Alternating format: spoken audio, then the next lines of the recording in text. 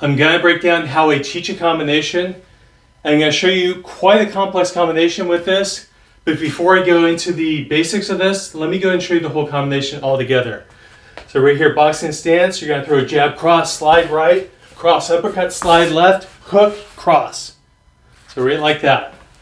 Aaron Robinette Personal Training. Enhance your life. So let's break down how we do this. The first thing I want to tell you about this, when I teach a combination like this could take anywhere from 2 or 3 sessions to several weeks or several months to get that combination down. So hopefully, if I did this right, I made this look a little bit easy, but there's a lot of complex things that go into this particular combination. So we're going to start first with that simple, I say simple, but with that jab, cross, sliding right. And then like I said, we'll break this down into 3 different components, and then hopefully we'll put it together all at the end, wrapped in a nice little bow, and hopefully you'll be able to take at least some of this, if not all of this, and be able to implement this right now.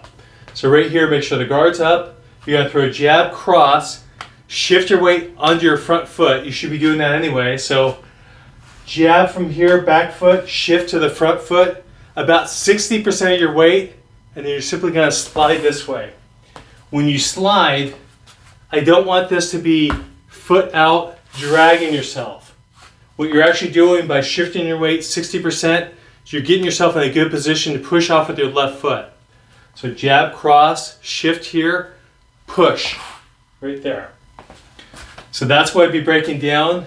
The slides in this particular combination are going to be the most complex aspects, especially when you start throwing punches in there. So boom, boom here, that's a lot more complex than jab, cross, and then I'll step here, and then I'll throw a cross uppercut. I'm going to show you all the punches. So jab, cross, reset, cross, uppercut, reset, hook, cross is drastically more simple than if I jab, cross, slide, cross, uppercut right there. So I just threw 4 punches versus 6 punches and made it a lot more complex with that slide.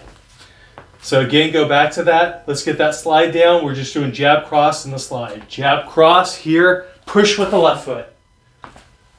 Jab, cross, push. So I break that down as much as you would need to get that part down.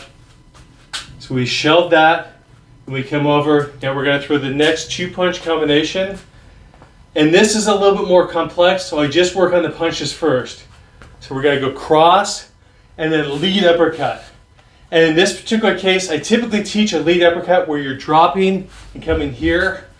But in this case, especially for this combination, I want to do more of a rotation, so really pop that hip. So cross, uppercut. Cross, uppercut. Right like that. Cross, uppercut right there. Making sure you keep your guard up. Cross, uppercut. Okay. Now let's focus on the shift. So shifting of weight, not actually sliding. So right here with that right there, you're going to go cross, and your uppercut, you're actually going, when you throw the uppercut, you're going to slightly shift your weight back. You want to get about 60% of your weight on your back leg when you throw in the uppercut. So here, shift back. That gives you more power out of the uppercut, and it sets you up for what we're going to do in this combination, or if you're going to do something else. So let's just talk about this. You didn't have a slide here. You wanted to throw another punch from the right. So you threw a right cross. You threw that uppercut. You're shifted here, and you can throw back here. All that power goes right back into there from that back leg. So there's a lot more reason than this combination to get that weight shift. So let's do a few more, getting the weight shift. Shift forward, shift back. Shift forward, shift back. Shift forward, shift back. Okay, we work on that until you really get that down. Now let's go ahead and add the slide to this 2-punch combination. So remember, in this case, we're sliding left. So here, weights here, push off with the right foot. Again, we're not stepping and pulling. We're not hopping. We're simply, I say simply, a little more complex than that, but it's here, push, here.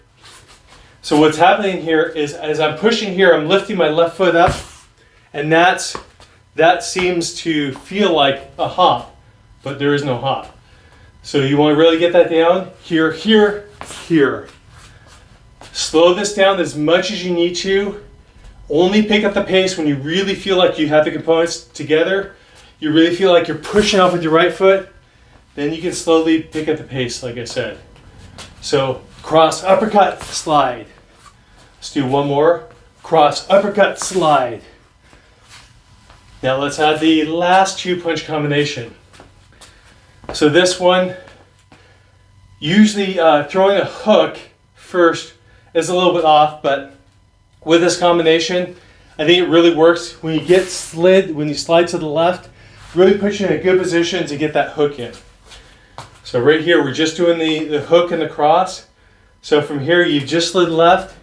Now you're going to shift your weight back, throw the hook, and then explode with the hook cross. Make sure to pop that back. So hook, cross. Hook, guard up, cross. Make sure when you throw the hook, this is one of the key things, and this is why this is so complicated. One of the key things is making sure you get your guard up. The biggest punch that I see people really drop their guard on is before and after they throw the hook. So there's a tendency, okay, I'm going to throw my hook, I really want to get ready for it, or I throw my hook and I'm leaving it out here because I'm going to throw this. You need to get that hook back. So you slid left, hook here, cross here. So let's throw a few of those. Hook, cross, hook, cross, hook, cross.